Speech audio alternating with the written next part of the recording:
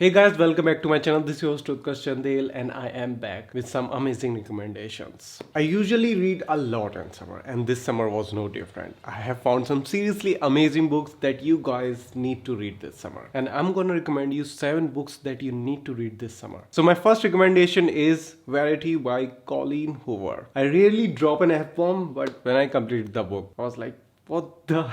You think you know what the heck is going on. But trust me, you don't know. Even if you think you know, never trust a writer. They stretch the truth as they see fit. This is my hint for all the literary detectives out there who like the thrill of solving a mystery. Let me know if you guessed it right. I was so stunned by the plot twist. I was like, excuse me, what? I'm still not sure what to believe.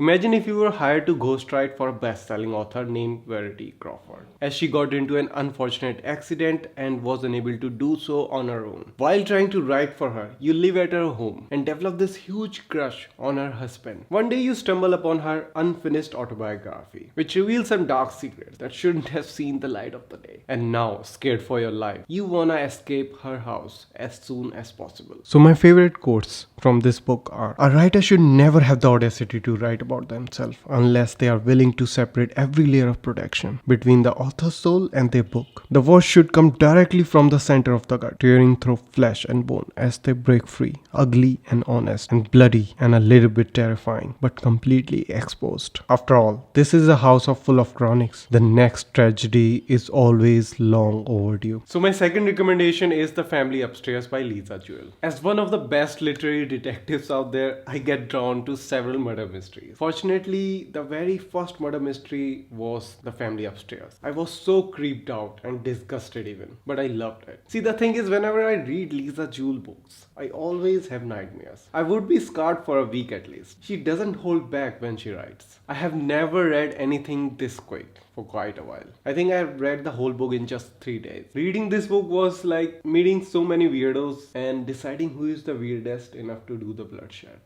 When Libby Jones turned 25, she receives a letter that she has been waiting for her entire life.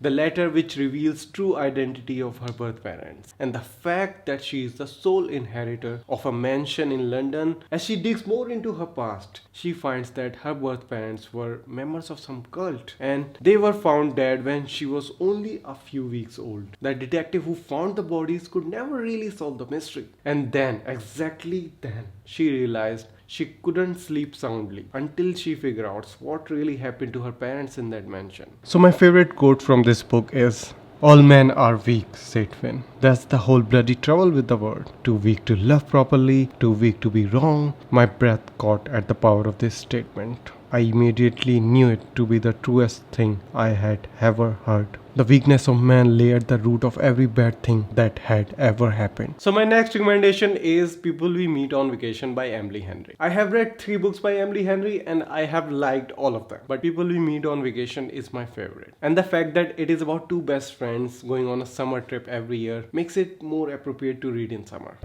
2 best friends, Poppy and Alex, are polar opposite of each other. Poppy is an insatiable wanderlust and Alex is a bookworm who likes to stay with his cat and read books. Despite being complete opposite of each other, they like to go on summer vacations every year since college. But on one ominous trip, something happens and they turn into total strangers. Now, after 2 years of not talking, Poppy is determined to fix things with Alex. She manages to persuade him to go on one last vacation with her, where she has 1 week to convince him to give their friendship another go. So my favorite quote from this book is, "It's not your job to make me happy, okay? You can't make anyone happy. I'm happy just because you exist. That's as much of my happiness you have control over." So my next recommendation is Beautiful World, Where Are You by Sally Rooney. Once in a blue moon, I find a book this depressing and exciting at the same time. So if you wanna be sad and blame the capitalist society for ruining everything, then this book is for you. This book is a great example of what good writing can do to a book. Some books you just read for a great conversation between characters. Sally Rooney books slows down time and makes you wanna be present.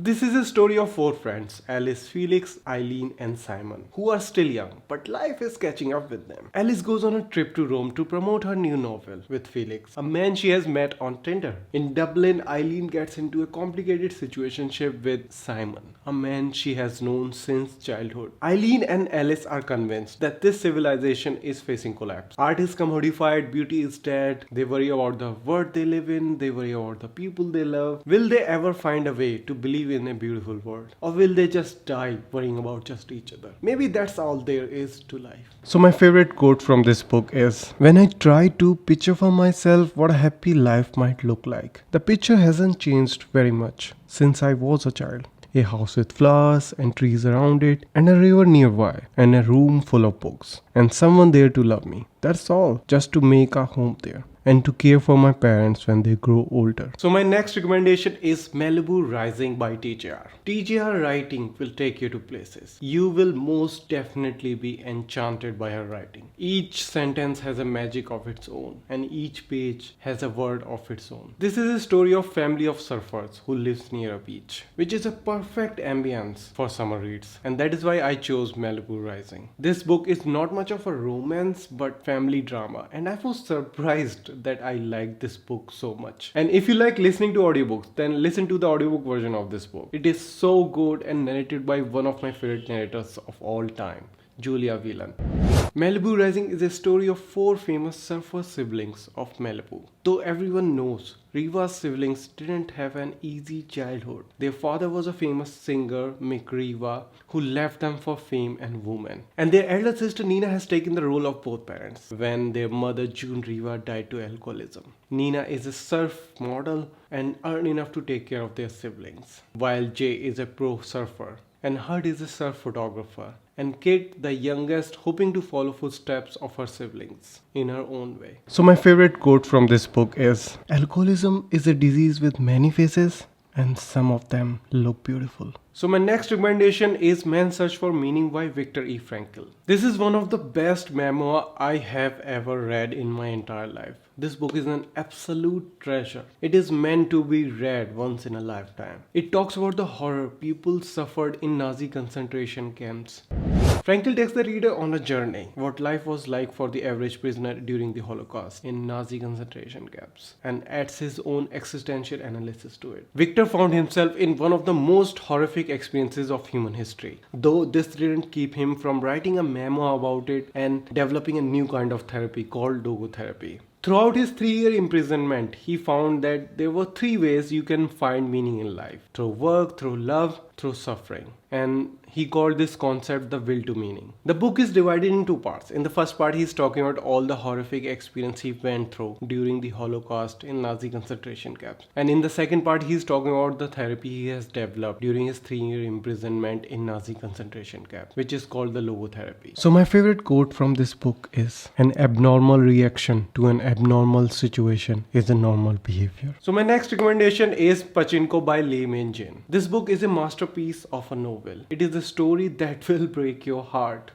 It is a tale that spans nearly a century. Pachinko follows 4 generations of one Korean family, experiencing death and displacement. They suffer humiliation for how they speak, what they eat, and where they come from. First at the hands of Japanese invader, and then American overlords. Sanja is my favorite character of a lifetime that I will take to my grave. The name of the book is a metaphor representing that life of Sanja and her family is a gamble. You win sometimes, you lose sometimes. This book felt like a chore to me in the beginning. It is nearly 500 pages long, but when I was done with the first part of the book, my immediate emotions were despair and sadness. And when I completed the second part of the book, I was a broken man. And when I completed the third and the last part of the book, I couldn't stop myself but cry. If you don't have much patience to read such a big book, you can watch its K-drama adaptations, which is quite fantastic. That was it for this video, guys. Thank you for watching. See you in the next one.